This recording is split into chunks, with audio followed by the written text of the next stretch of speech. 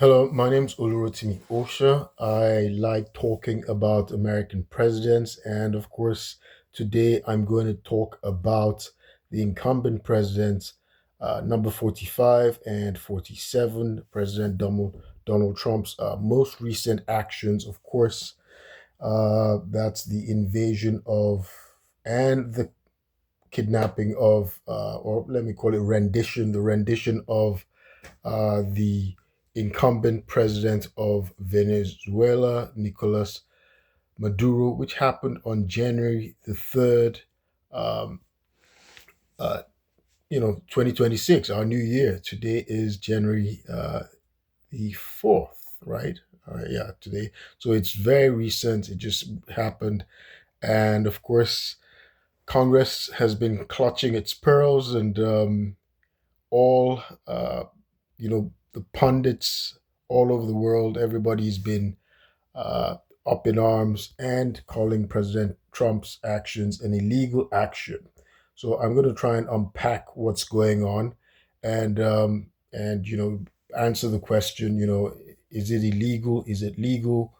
But before I do that, let me just explain where we are, what exactly happened, and let me give my analysis of why President Trump did what he did. So what he did is called realpolitik, right? Realpolitik. That means it's sort of an imperialist, expansionist doctrine practice that in which a power focuses on its own interest. It's specifically its national interest, and it will do anything to achieve that national interest. The end justifies the means. So that's consistent with President Donald Trump's America First policy.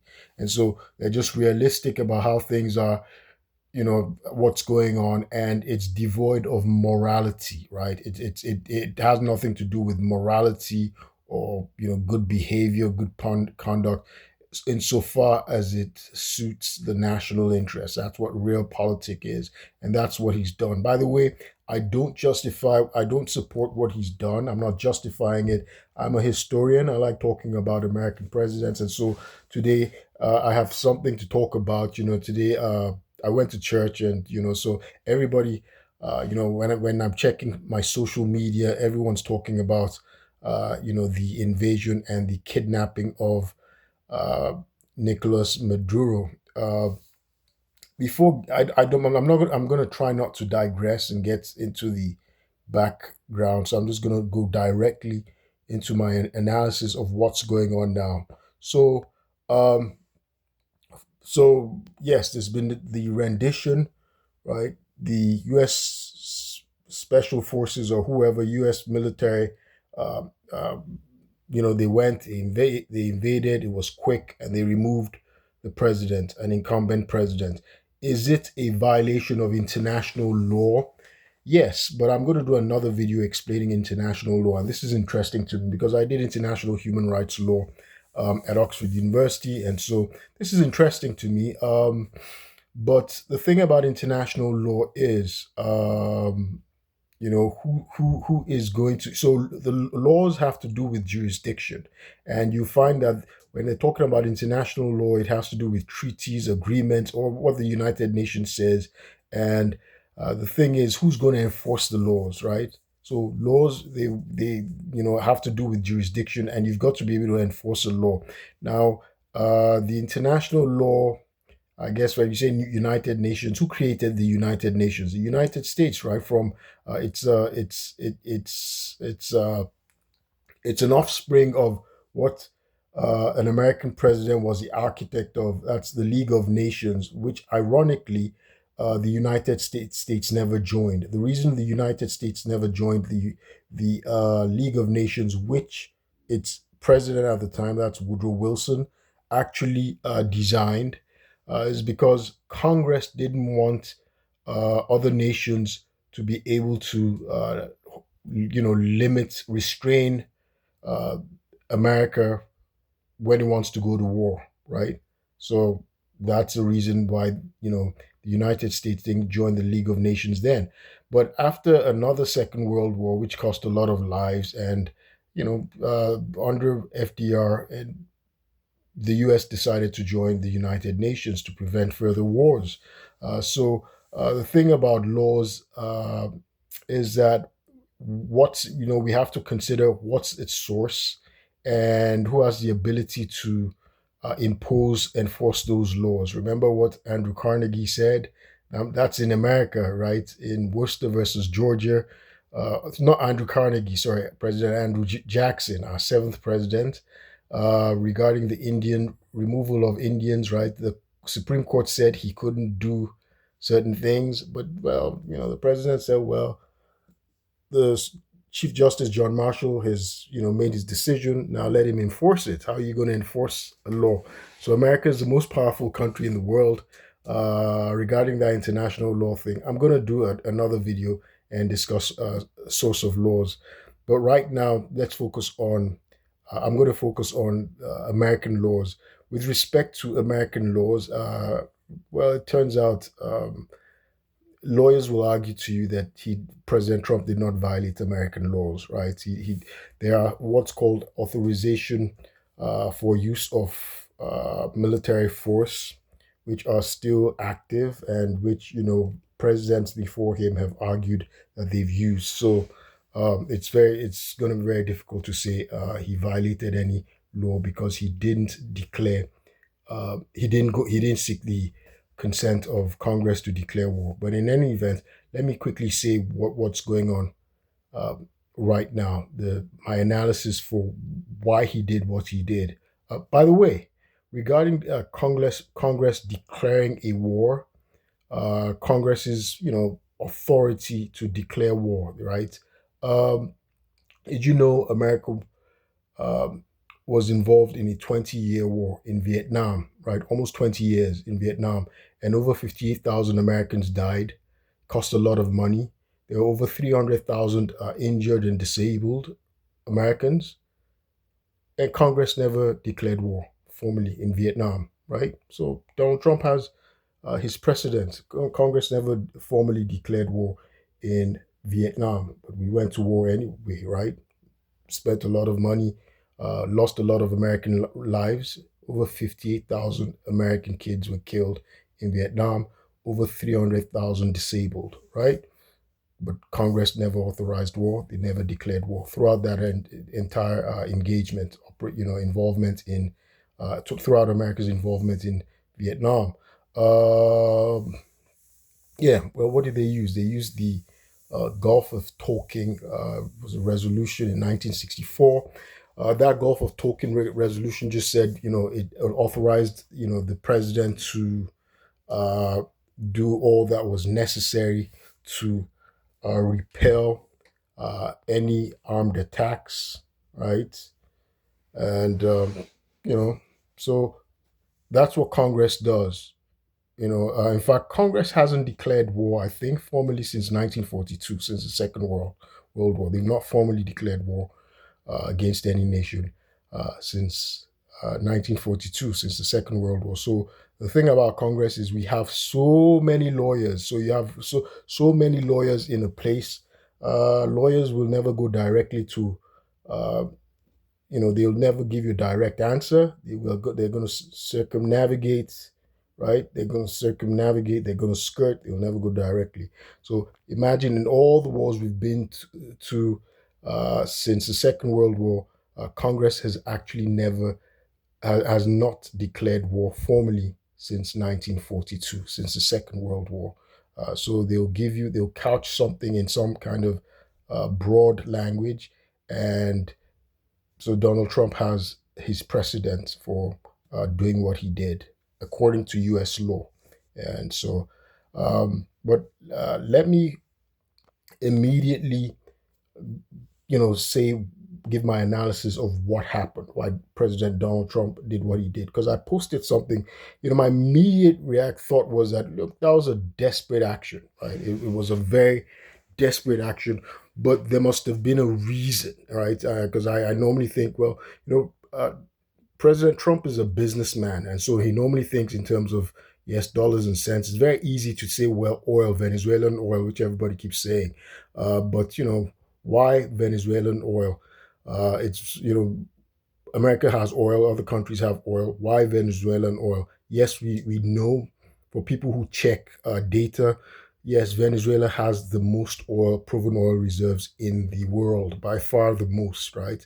At over 304,000, not 300,000, as it's in billions, billions. I don't know. Does it go into trillions? Um, what do you call 1,000 million? Well, it's over 304 billion barrels of proven oil reserves. Yeah, it's a lot. Venezuela has the most in the world, right? And not even Saudi Arabia. Saudi Arabia is second. Now, it's one thing to have proven oil reserves. There's another. So that's why people think, well, oil, it has the most oil in the world. That's a reason. But the other thing is that we have to consider about having oil reserves. Oil is a finite resource, right? It's not unlimited, right? There's a limited amount of oil that every nation has. Uh, so the United States has oil as well, and we've been using that. And the thing is, America is the biggest producer of oil and the biggest user of oil, right?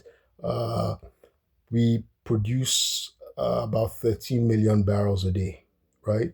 As of February 2025, we produce 13 million barrels a day. That's by far the most amount. I think the nation that comes next is probably Russia at about 10 million barrels, right? So it's a finite resource.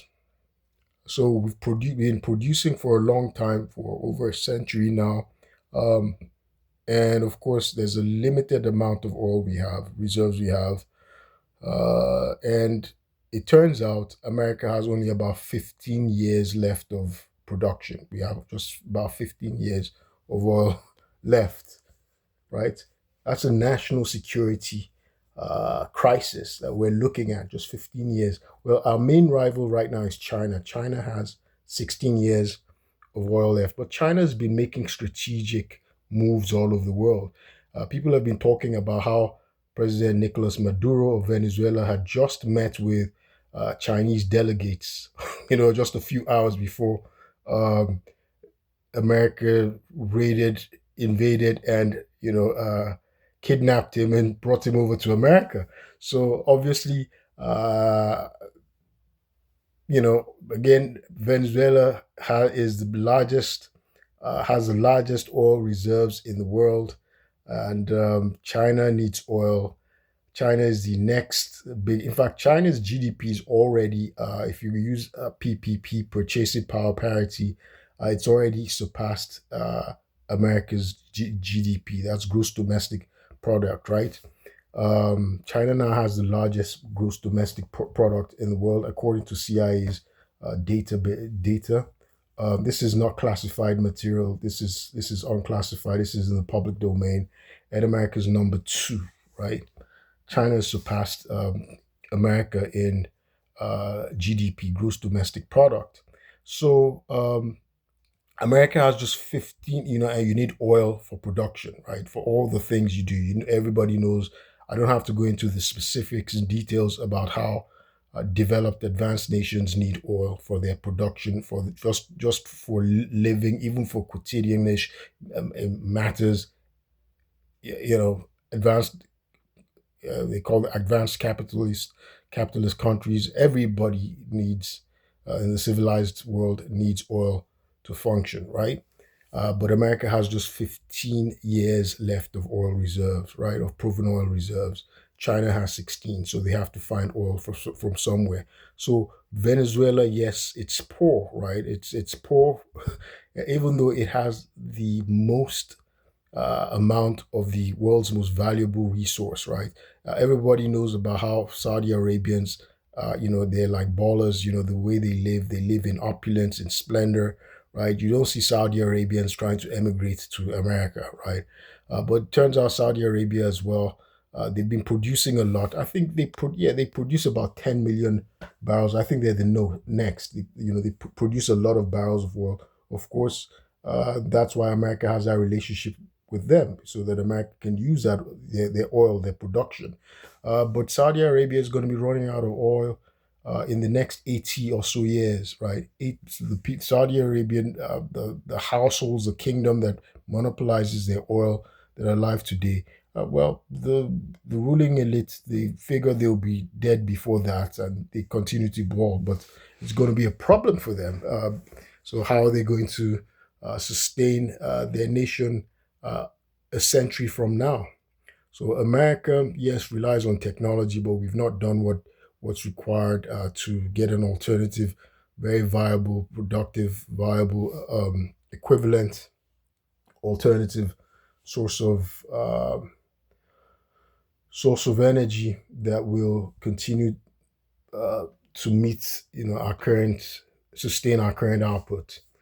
And guess what? Venezuela's proven oil reserves. Remember, I said every other country that I've mentioned, their remaining oil reserves, they just have a couple of decades. Not so for Venezuela. They have about a millennium left of their proven oil reserves.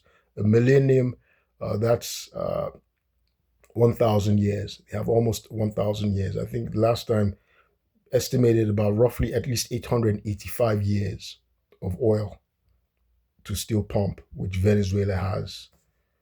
So you see, that's a no-brainer, right, for a businessman and for a leader who sees their competition zeroing in on Venezuela, right? So that was just realpolitik right there. America still has the strongest military in the world. They spend by far the most in military expenditure. The other top nine nations, I think, I don't know if they even spend as much as America does per year on, its military. Again, this is information in the public domain.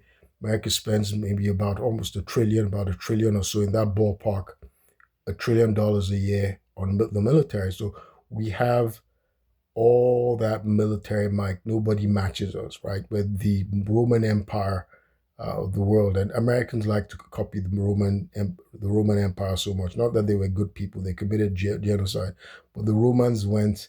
They had the military might, the technology, and the Roman engineering, and they went to go and dominate and conquer other people and take their resources, right?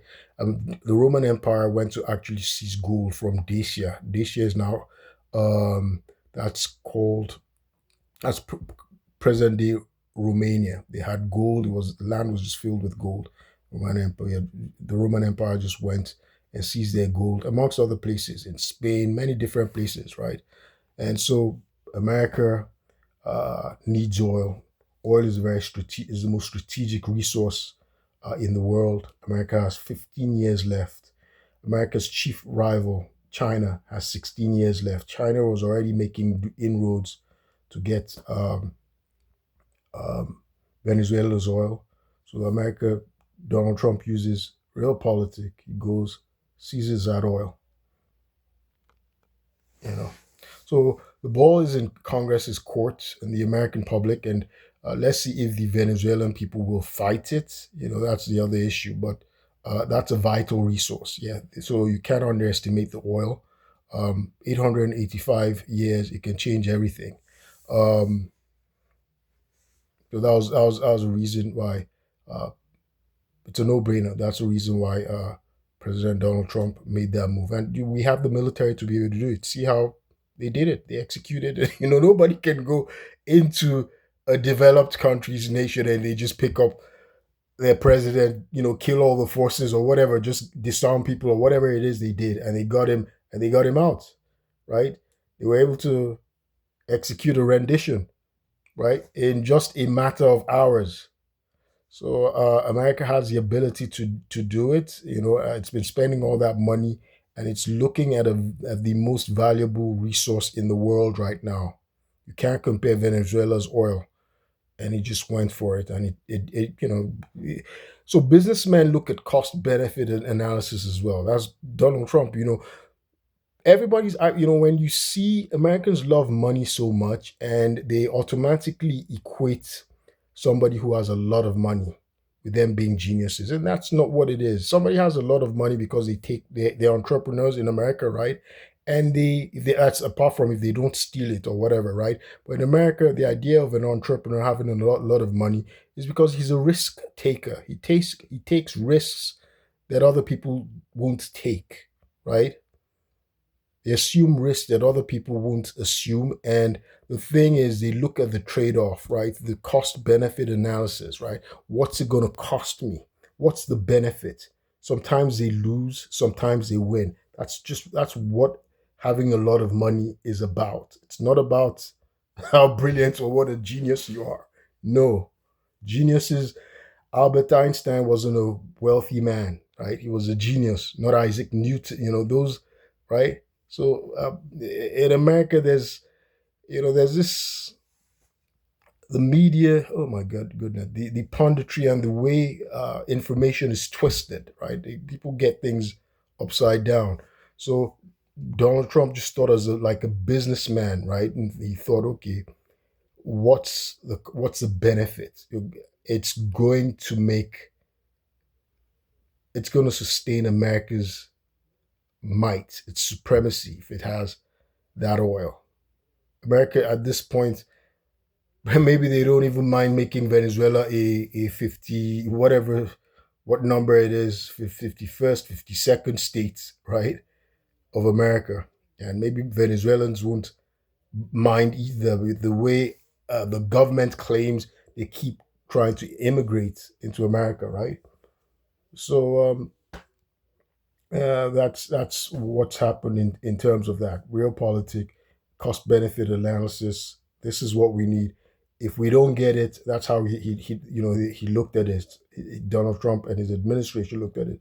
If they don't get that oil, their rival's going to get it. China's going to get it, and America will be messed up. Look, with all the grandstanding that our leaders do, especially President Trump. Like we don't like to eat a humble pie, right? America's, it's on the point of decline, right?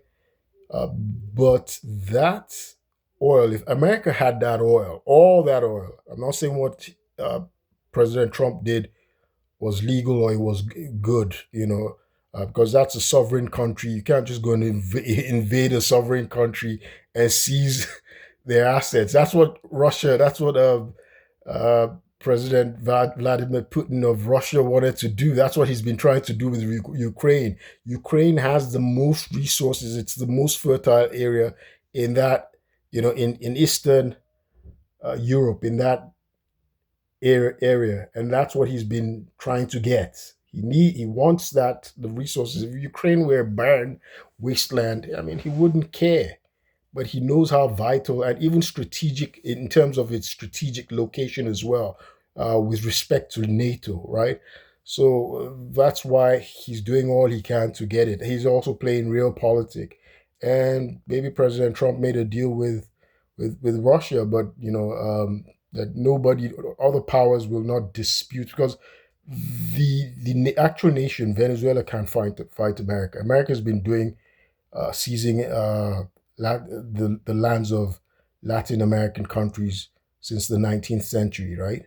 Uh, President James Polk went to war with Mexico. He didn't have to go to war with Mexico. Uh, we basically bullied Mexico, took 55% of their land, right? And which had gold and everything. California, all those places came from Mexico.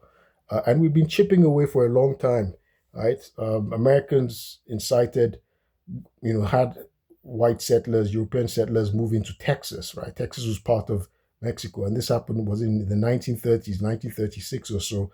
And, got them to secede from Mexico. And there was nothing Mexico could do. It was a weak power, right? So America had the might, and then the ideology was the manifest destiny thing, right? There was that manifest destiny ideology. So America's been seizing lands for a long time. So President Trump had precedent, right, to do that. And he's looking at, what's the cost benefit analysis, right?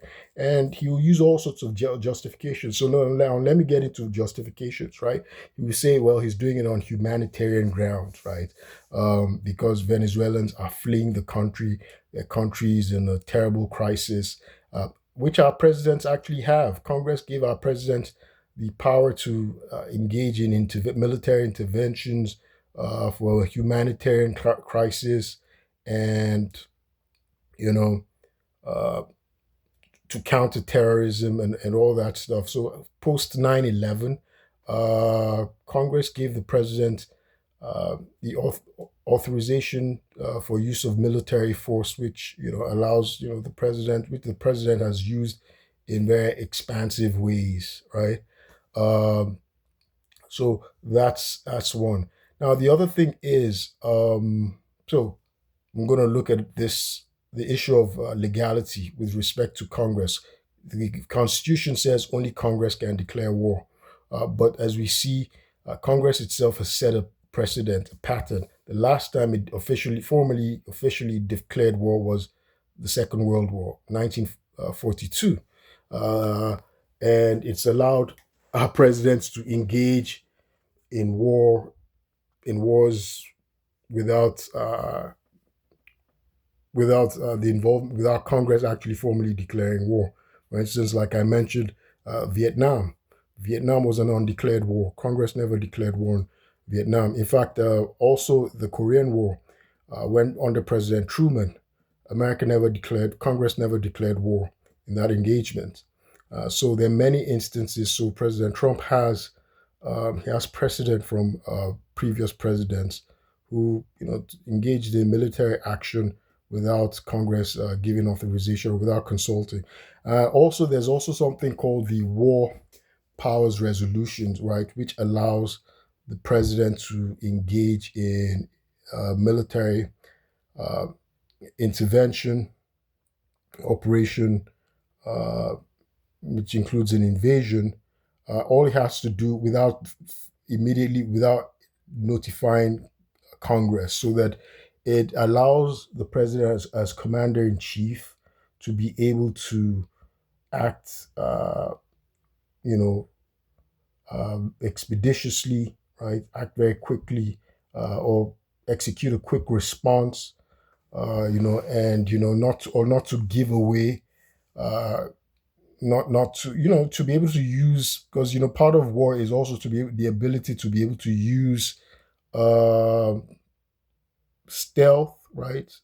To be able to act with stealth, secrecy, blindside your opponent, with shock them, surprise, right? And so you don't want to give up a strategic advantage, right? When you're going to debate it in Congress, you're waiting, then you're getting the enemy to be prepared, right? So if the president, who is the commander in chief, uh, if he needs to engage, use surprise, or be expeditious, be very quick, a quick response, then Congress has allowed the president through the War Powers Resolutions of 1973 to be able to, uh, you know, execute a military invasion um, without, first of all, seeking authorization from Congress, or first of all, consulting them. However, what the president is required to do is to notify Congress within 48 hours of that military action, which, I guess the president did. Immediately he tweeted it, so Congress was notified. Of course, he has to provide details to them of, why his rationale, why he went, and all that and whatnot. And Congress can stop him later on, but the president has not even up to 90 days to use military to engage uh, in military action without approval from Congress. They have 90 days. And that's from the War Powers Resolution of 1973. Again, he has precedent because President Nixon had engaged in bombing Cambodia, and he had extended Vietnam an undeclared war. That was never, it was an undeclared war. And Nixon didn't get out of Vietnam, and he wanted to continue bombing Cambodia without getting authorization from Congress. In fact, Congress expressly voted against Nixon bombing Cambodia, but Nixon ignored them. So President Trump has his precedent. Nixon ignored them and went on bombing um, Cambodia anyway. And even you know, when they voted against it, he vetoed their vote, and they even voted to cut off funding because it's Congress who funds the government, right? So they voted to cut off funding, and but eventually, they got to a compromise, and that's when they also did the War Powers Act, and so and ultimately they set a deadline for Nixon to withdraw, to cease. That was August 15, 1973, which he did abide by. So, yeah. And let's remember that apart from other President Donald Trump has also, he's done it before, and he's engaged in military action without notifying Congress or getting their consent ahead of time. So he set his own precedent as well. Remember, in his first term, he actually used lethal drone action to kill an Iranian government official, a top general, General Soleimani, right? He never got any authorization. Congress didn't do anything. So Congress may just showboat. That's what they do. They will showboat, but they don't do anything. They don't do anything to rein in the president when he engages in military action without their consent. Um, and there's a reason why they don't do that, right? So, and that's, of course, that's from our experience with Pearl Harbor, during which forced us into the Second World War, right? Pearl Harbor in 1941, when it was bombed by Japanese forces, and of course 9/11, September 11. So during Pearl Harbor, Congress expressly forbade the president from they enforced an embargo and prevented the president from joining the Allies or giving aid to the Allies during the Second World War, because the Allies had already started engaging the Nazis, the Axis powers. As Japan, they were already fighting against the Axis powers, Japan, Germany, much earlier. But America, had this isolationist bent back then. They wanted to stay away from Europe's wars, and unfortunately, Pearl Harbor was bombed, and so that made Congress reluctant, to prevent the president from acting expeditiously as commander in chief and using military forces to prevent attacks or to repel attacks for self defense. And so Congress has basically given the president that free rein, right, to act with regard to using military forces, because the president is commander in chief anyway. And of course, there was September 11th, right? And that's when they gave the authorization for use of military force, which many different presidents have used very broadly, very expansively, right? Um, and again, other presidents as well have used, they've engaged in military strikes and invasions without seeking authorization from Congress ahead of time.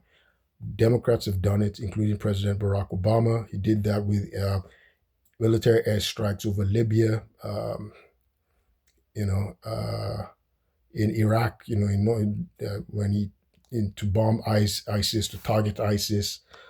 President Bill Clinton has done it in Bosnia when he authorized NATO strikes in Bosnia, right?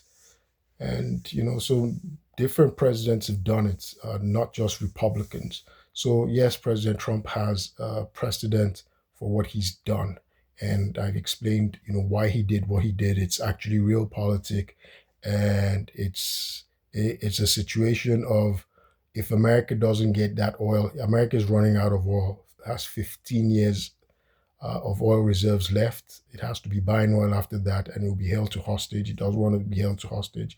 and it looks at Venezuela, which is close. And of course, America has that, that Monroe Doctrine. So people talk about the Monroe Doctrine. The Monroe Doctrine is, it was, even though it bears the name uh, of,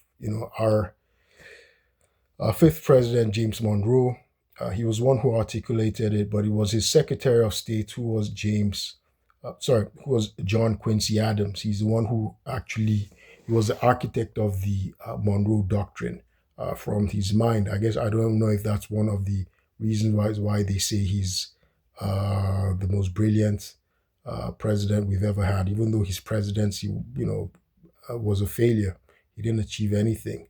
But yeah, it was the Monroe Doctrine came from the mind of John Quincy Adams, and that was basically that America was saying that they are going to uh, do whatever it takes and intervene in the Western Hemisphere, which means Latin America, to prevent. At the time, he was they were referring to European powers because those were the only powers that were consequential at that time, right, in the 19th century. And so the idea, though, is to uh, exclude a power. Now, there are things that have overthrown it, right? America has become, the good neighbor in Latin America. And of course, because that's a naked imperialist doctrine. Of course, uh, Teddy Roosevelt was an imperialist, right? It was a naked imperialist. He had the Roosevelt corollary in which he said, well, if our neighbors are not doing anything, if they're not running their governments properly, America is going to intervene, right? It's going to occupy, they're going to go get involved, right? Which are since then we've had the United Nations, and that's a violation of the sovereignty of a nation. So I'm surprised the country has been referring to the Monroe Doctrine, right? Because it violates the United Nations, right? So it's like we've gone back to the imperialist era, right? The medieval imperialist era, because that's what the European kings did during the 15th, 16th century, right? Like Queen Elizabeth the First, the kings, King James, they just gave adventurers, that was what they were called then, they gave them charters and told them to go and conquer foreign lands, right? Go and seize their resources. So that's sort of what we've gone back to. So yes, we're defining the rules based system, but the thing is, who makes the rules, right? You have to consider that law. You have to consider what is the source of law. Where is law coming from? So you respecting a law uh, or being bound by a law, you'd have to consider, where, uh, what the source of the law is, and and who's bound by it. And America, again, is the strongest country in the world. So if it's making laws for other nations to follow, who's going to hold America accountable? So that's just it, right? In Europe, back then, when they kept fighting wars and they'd reached a certain stage, they established something called a balance of power, right? So they didn't want one power to be overly powerful, right? And so they started to carve other spheres of influence, but they wanted to maintain a balance of power. Uh, the Cold War maintained a balance of power between the U.S. and USSR, but uh, since the demise of the USSR, America became the only superpower, and now its only relevant rival, and that's been on the ascendancy, is China. And of course, that was why Donald Trump played that realpolitik in Venezuela. America needs that oil. It's the largest oil reserve in the world. Venezuela cannot fight America. And again, there are arguments that it can use. America can use national security. That's what previous presidents have used since the time of Roosevelt. National security to act without the authorization of Congress, or to do something to invade another nation. Or they could say regional security, or they could say humanitarian crisis, right? The way Venezuelans, for instance, have been migrating to the United States. And see, America created ICE and has been locking up in a very inhumane way, locking up Venezuelans who are just seeking a better life in detention facilities, right?